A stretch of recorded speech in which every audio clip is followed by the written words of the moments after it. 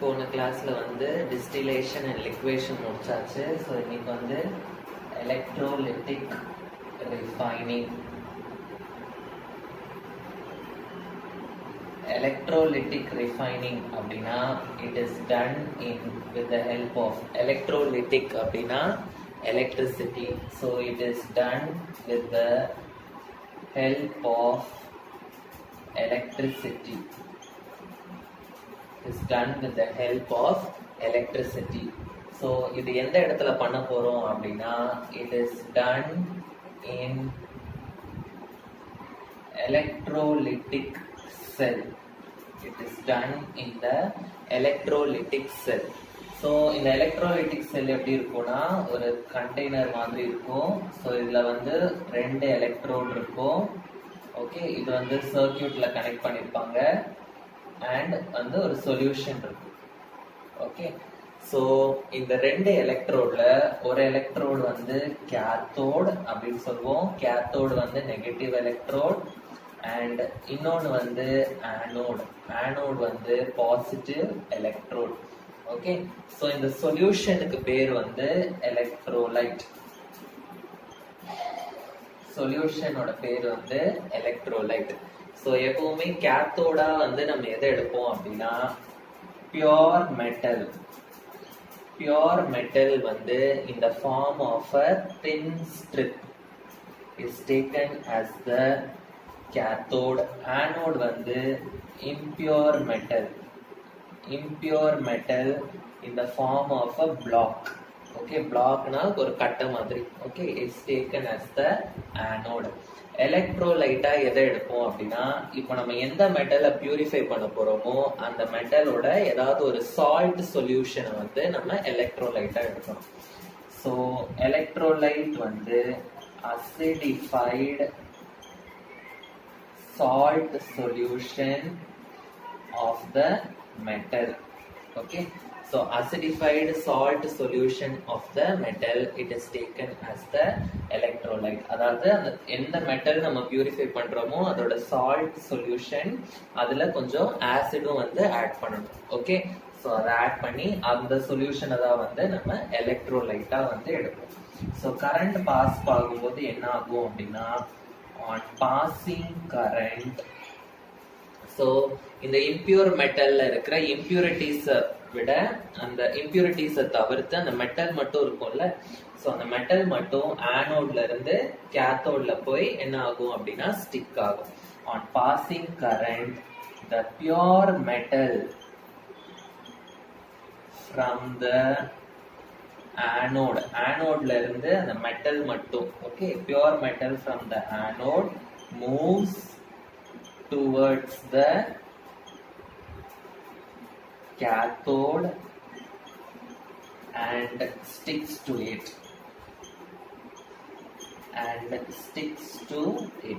Okay, so impurities எல்லாமே வந்து இப்போ இது வந்து cathode அப்படின்னு வச்சுக்கிட்டோம் அப்படின்னா இது வந்து anode அப்படின்னு நான் வச்சுக்கிட்டேன் அப்படின்னா ஸோ இதுல இருந்து அந்த பியோர் மெட்டல் வந்து கேத்தோட் பக்கமா போகும். இம்பியூரிட்டிஸ் எல்லாம் இந்த ஆனோடு கீழேயே ஒரு மண்ணு மாதிரி வந்து கலெக்ட் ஆகும். ஓகே, ஸோ இந்த இம்பியூரிட்டிஸ் வந்து gets collected under the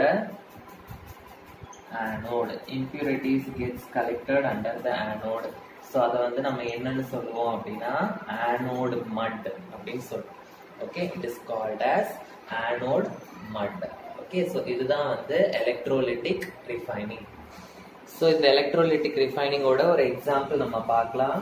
So purification of silver, உங்க புக்ல அதுதான் கொடுத்திருக்காங்க. So purification of silver by electrolytic refining. So நம்ம கேத்தோட வந்து நம்ம எதை எடுப்போம் அப்படின்னா வந்து கேத்தோடு வந்து எப்பவுமே பியோர் மெட்டல். ஸோ கேத்தோடு வந்து it is pure silver. Okay, so ஆனோடா வந்து நம்ம எதை எடுப்போம், ஆனோட் வந்து impure metal. So impure silver, நம்ம பியூரிஃபை பண்ண வேண்டிய சில்வரை வந்து we have to take it in the anode. Okay, so எலக்ட்ரோலைட்டா வந்து நம்ம எதை எடுப்போம் அப்படின்னா எலக்ட்ரோலைட் வந்து என்னது salt solution of the metal.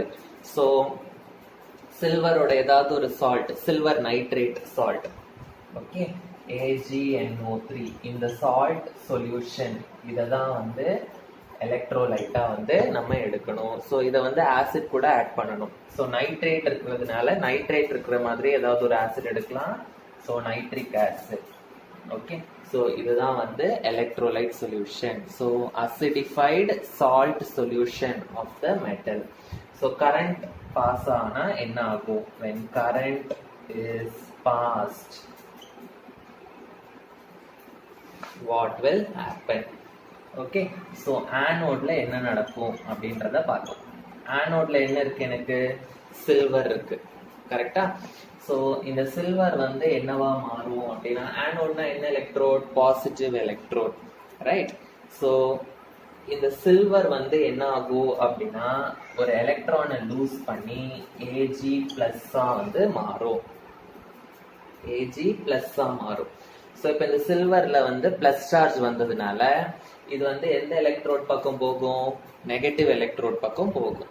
Okay, so this Ag plus வந்து it will move towards the negative electrode. So Ag plus வந்து will move towards the negative electrode cathode plus. இந்த ஒரு எலக்ட்ரான் என்ன ஆகும் அப்படின்னா இந்த ஒரு எலக்ட்ரான் வந்து இந்த வயர் வழியா டிராவல் ஆயிட்டு இந்த சைடு வரும்.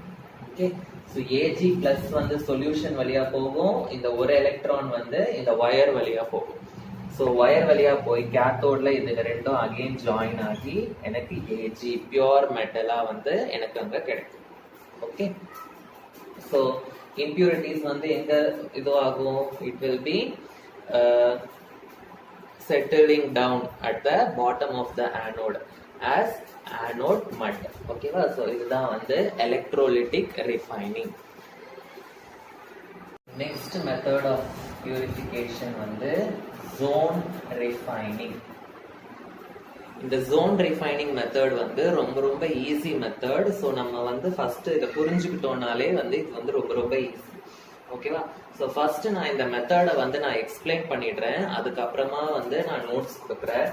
ஓகே, ஸோ இந்த ஜோன் ரிஃபைனிங்ல வந்து நம்ம என்ன பண்ணுவோம் அப்படின்னா ஒரு மெட்டலை வந்து ஒரு லாங் பார் மாதிரி நம்ம எடுத்துப்போம். ஓகே, இந்த லாங் பார் மாதிரி நம்ம எடுத்துப்போம். இதுதான் வந்து என்னோட இம்பியூர் மெட்டல். ஓகே, ஸோ இந்த இம்பியூர் மெட்டலை வந்து நான் வந்து ஒரு லாங் பார் மாதிரி நான் வந்து எடுத்துப்பேன். ஓகே, ஸோ இந்த ஜோன் ரிஃபைனிங்ல நீங்க ஞாபகம் வச்சுக்க வேண்டிய ஒரே ஒரு பிரின்சிபல் என்ன அப்படின்னா இம்பியூரிட்டிஸ் வந்து எப்பவுமே வந்து they will prefer to be in the impurities will prefer to be in the molten state. Okay, so அதாவது ஒரு மெட்டல் வந்து சாலிடா இருக்கு, ஒரு மெட்டல்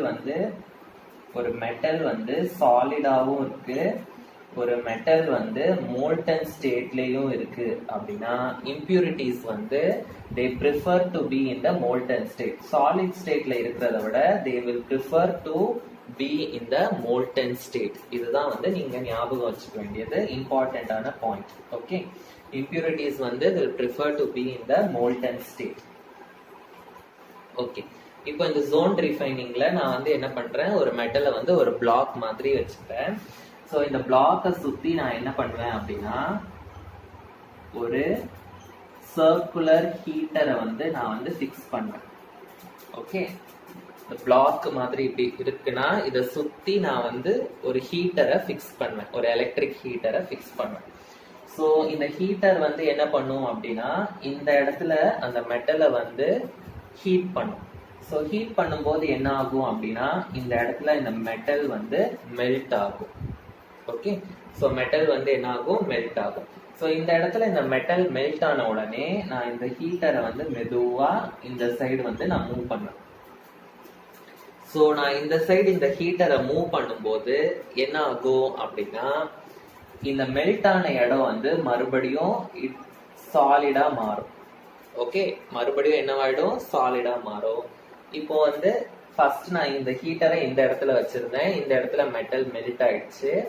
இப்போ நான் ஹீட்டரை வந்து கொஞ்சம் இந்த சைடு தள்ளி எடுத்துட்டு போறேன்.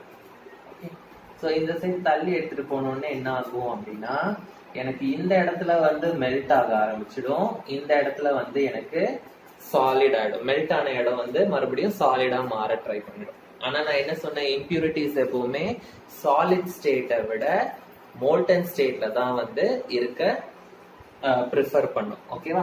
ஸோ இந்த இடம் சாலிடா மாறுதுன்னு தெரிஞ்ச உடனே இந்த இடத்துல இருக்கிற இம்பியூரிட்டிஸ் என்ன பண்ணும் அப்படின்னா இங்க இருந்து மோல்டன் ஸ்டேட்டுக்கு மூவ் ஆகும். இம்பியூரிட்டிஸ் மட்டும் சாலிட் ஸ்டேட்ல இருந்து மோல்டன் ஸ்டேட்டுக்கு மூவ் ஆகும். இப்போ நான் இன்னும் இந்த ஹீட்டரை இந்த சைடு நான் மூவ் பண்ணேன் அப்படின்னா என்ன ஆகும், இந்த இடம் வந்து எனக்கு மெல்ட் ஆயிடும். இந்த மெல்ட் ஆன இடம் வந்து மறுபடியும் சாலிடா மாறிடும். கரெக்டா? ஸோ இம்பியூரிட்டிஸ் என்ன பண்ணும், மோல்டன் ஸ்டேட்ல தான் வந்து இருக்கிறதுக்கு ப்ரிஃபர் பண்ணும். ஸோ அதனால அகெயின் இந்த இம்பியூரிட்டிஸ் இந்த இடத்துல இருந்து மோல்டன் ஸ்டேட்டுக்கு மூவ் ஆகும். ஸோ நம்ம ஹீட்டரை எந்த டைரக்ஷன்ல மூவ் பண்றோமோ அந்த டைரக்ஷன்ல தான் வந்து இம்பியூரிட்டிஸும் வந்து மூவ் ஆகும். ஸோ இந்த மாதிரி என்ன ஆகும், இம்பியூரிட்டிஸை வந்து ஒரு மெட்டல்ல இருந்து ஒரு கார்னர்ல நம்ம வந்து இம்பியூரிட்டிஸ் எல்லாத்தையும் வந்து கலெக்ட் பண்ண முடியும். ஸோ ஹீட்டரை வந்து அந்த கார்னர்ல இருந்து இந்த கார்னருக்கு இது பண்ணும்போது எல்லா இம்பியூரிட்டிஸுமே வந்து ஒரு கார்னர்ல வந்து எனக்கு கலெக்ட் ஆயிடும்.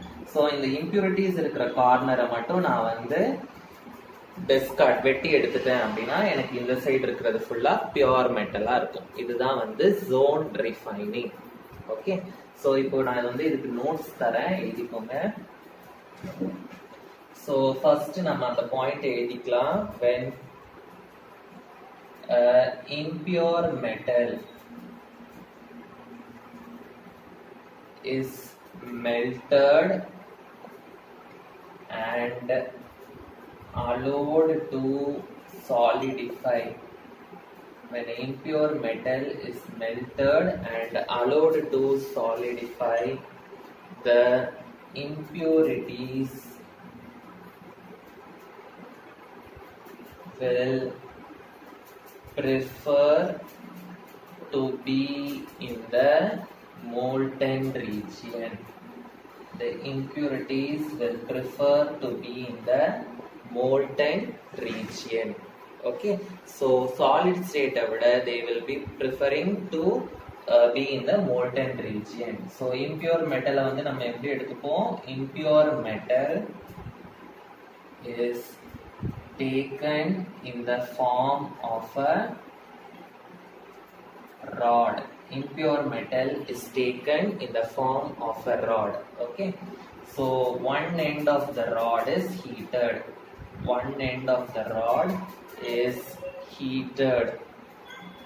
Okay, so heat ஆகும்போது என்ன ஆகும், அந்த இடத்துல மெட்டல் வந்து மெல்ட் ஆகும், which results in the melting of the metal. Which results in the melting of the metal. Okay, so when the heater move ஆகும்போது என்ன ஆகும், when the heater is moved, when the heater is moved என்ன ஆகும், the molten part வந்து again it will crystallize. Crystallize na enna artham, it will again change into solid. But impurities enna agu, impurities will move to the new molten side. Okay, so impurities will move to the adjacent molten side. Okay, adjacent molten side. Okay, so இந்த மாதிரி என்ன பண்றோம், the process is repeated. The process is repeated. So process repeat பண்ணும்போது என்ன ஆகும், the impurities வந்து are collected in one end of the rod. In one end of the rod. So impurities எல்லாம் ஒரு எண்ட்ல நம்ம கலெக்ட் பண்ண உடனே என்ன ஆகும், the one end of the rod which is discarded. Discarded na அதை வெட்டி நம்ம எடுத்துருவோம். Okay, thus pure metal is obtained. Thus pure metal is obtained. Okay, so எப்பவுமே இந்த zone refining வந்து it is conducted in the inert atmosphere. Inert atmosphere அப்படின்னா எந்த கேஸுமே வந்து ஆக்சிஜன் இல்லாத ஒரு அட்மாஸ்பியர். ஏன்னா வந்து மெட்டல் மெல்ட் ஆயிடுச்சுன்னா ஆக்சிஜன் சில சமயம் அந்த மெட்டல் கூட ரியாக்ட் பண்ணிடும். ஸோ அதனால it is always conducted in the inert atmosphere to prevent the oxidation of metal. To prevent the oxidation of the metal. Okay.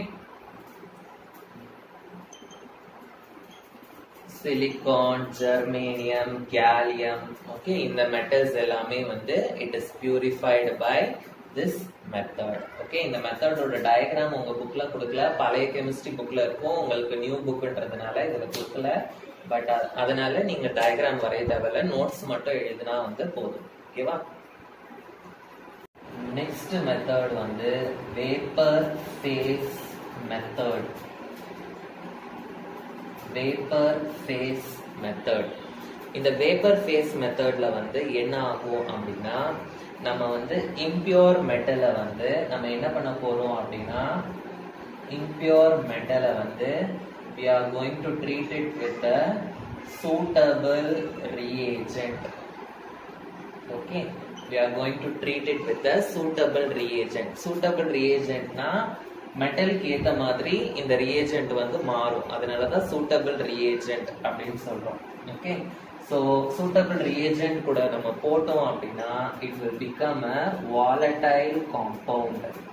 It will become a volatile compound. Volatile compound na the compound which can change into vapor easily. Volatile compound na enadhu?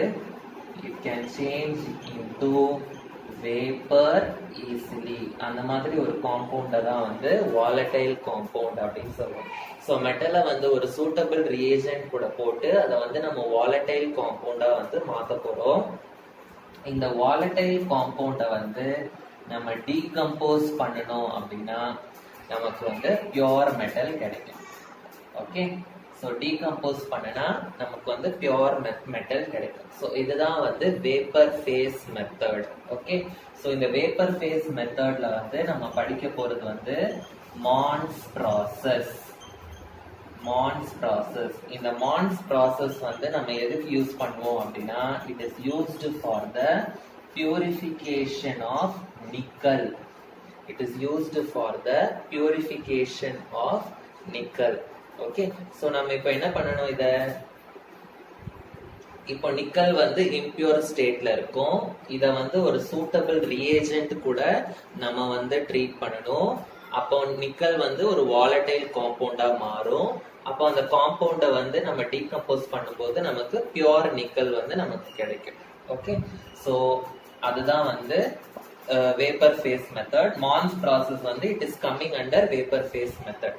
So நம்ம வந்து இதுல என்ன பண்ண போறோம் அப்படின்னா, இந்த impure நிக்கலை வந்து I am going to treat it with carbon monoxide.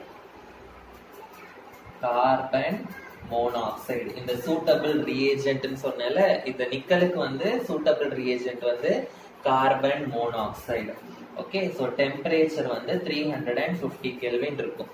Okay, so இது பண்ணும்போது என்ன ஆகும் அப்படின்னா, it will form a volatile compound. So இந்த வாலடைல் காம்பவுண்டோட பேர் வந்து nickel tetracarbonyl. Nickel tetracarbonyl. Okay, so இதுதான் வந்து நமக்கு கிடைக்கிற வாலடைல் காம்பவுண்ட். ஸோ இப்போ இந்த வாலடைல் காம்பவுண்டை வந்து நம்ம டீகம்போஸ் பண்ண போறோம். ஸோ இந்த வாலடைல் காம்பவுண்டை வந்து நம்ம டீகம்போஸ் பண்ணோம்னா நமக்கு என்ன கிடைக்கும், நமக்கு வந்து பியூர் நிக்கல் கிடைக்கும். ஓகே, ஸோ இதுதான் வந்து மான்ஸ் ப்ராசஸ். இப்போ நான் இதுக்கு ஈக்குவேஷன் எழுதுறேன். Nickel plus carbon monoxide CO will form nickel tetracarbonyl. Nickel வந்து Ni, கார்போனைல்னா CO, டெட்ரானா 4. So NiCO4. So CO4 இருக்கிறதுனால நான் பேலன்ஸ் பண்றதுக்காக இங்க 4CO எழுதுறேன். ஓகே, ஸோ இப்போ இதை வந்து நான் டீகம்போஸ் பண்ணணும். டீகம்போஸ் பண்றதுக்கு 460 கெல்வின் டெம்பரேச்சர். இது எந்த டெம்பரேச்சர்? 350 கெல்வின். ஓகே, ஸோ இப்போ இந்த நிக்கல் டெட்ரா கார்போனைல வந்து நான் டீகம்போஸ் பண்றேன் 460 கெல்வின்க்கு. ஸோ எனக்கு வந்து நிக்கல் வந்து பியூர் ஸ்டேட்ல கிடைக்கும் பிளஸ் CO வந்து வெளியே போயிடும். ஓகேவா? ஸோ இதுதான் வந்து மான்ஸ் ப்ராசஸ். இப்போ இந்த வேப்பர் ஃபேஸ் ரிஃபைனிங்ல ஃபர்ஸ்ட் மெத்தட் வந்து மான்ஸ் ப்ராசஸ் படிச்சிட்டோம். இப்போ இதுலயே வந்து நெக்ஸ்ட் மெத்தட் மான்ஸ் ப்ராசஸ் வந்து எதுக்கு யூஸ் பண்றோம்னா நிக்கலுக்கு யூஸ் பண்றோம். ஸோ இதுலயே வந்து நெக்ஸ்ட் மெத்தட் வந்து வான் ஆர்கல் மெத்தட். வான் ஆர்கல் மெத்தட். இந்த வான் ஆர்கல் மெத்தட் வந்து it is used for purifying metals like zirconium and titanium. Okay, zirconium and titanium. Okay, so உங்க புக்ல வந்து டைட்டேனியம்க்கு மட்டும் தான் ஈக்குவேஷன்ஸ் கொடுத்திருக்காங்க, ஜிர்கோனியம்க்கு கொடுக்கல. ஸோ டைட்டேனியம்க்கு மட்டும் நம்ம எழுத போறோம் ஈக்குவேஷன். ஸோ சேம் ப்ராசஸ் தான். இம்பியூர் டைட்டேனியம் வந்து ஒரு சூட்டபிள் ரியேஜென்ட் கூட போட போறோம். ஸோ அது வாலடைல் காம்பவுண்டா வந்து மாறப்போகுது. ஓகே, ஸோ இதுல வந்து நம்ம என்ன பண்ண போறோம்னா இம்பியூர் டைட்டேனியம் வந்து நான் வந்து எது கூட ரியாக்ட் பண்ண போறேன் அப்படின்னா அயோடின் கூட ரியாக்ட் பண்ண போறேன். ஸோ அயோடின் கூட ரியாக்ட் பண்ண போறேன். ஸோ இது வந்து ஒரு எவாக்யூவேட்டட் வெசல்ல நடக்க போகுது. எவாக்யூவேட்டட் வெசல்னா வேக்யூம் மட்டும் தான் இருக்கும். ஸோ டெம்பரேச்சர் வந்து 550 கெல்வின். ஓகே, ஸோ எனக்கு என்ன கிடைக்கும் அப்படின்னா டைட்டேனியம் டெட்ரா அயோடைடு வந்து எனக்கு கிடைக்கும். Titanium tetra iodide. ஸோ இந்த டைட்டேனியம் டெட்ரா அயோடைடு தான் வந்து என்னோட வாலடைல் காம்பவுண்ட். ஸோ இப்போ இந்த வாலடைல் காம்பவுண்டை நான் வந்து என்ன பண்ணணும், டீகம்போஸ் பண்ணணும். ஸோ டீகம்போஸ் பண்றதுக்கு நான் 1800 கெல்வின் கொடுக்குறேன். ஸோ கொடுக்கும்போது எனக்கு பியூர் டைட்டேனியம் வந்து எனக்கு கிடைக்கும். ஓகே, ஸோ இப்போ நான் இதுக்கு ஈக்குவேஷன் எழுத போறேன். ஸோ டைட்டேனியம் வந்து impure state. So Ti plus iodine வந்து I2. எவாக்குவேட்டட் சேம்பர்லாம் நான் மென்ஷன் பண்ணல. ஓகே, ஸோ டெம்பரேச்சர் வந்து Ti plus I2. டெம்பரேச்சர் வந்து 550 கெல்வின். ஓகே, ஸோ 550 கெல்வின்ல எனக்கு titanium tetra iodide. Titanium tetra அயோடைட்னா I4. 4னா tetra. So tetra iodide. So இங்க 4 அயோடின் இருக்கிறதுனால இங்க நான் 2 போடுறேன் பேலன்ஸ் பண்றதுக்கு. 2 2s are 4.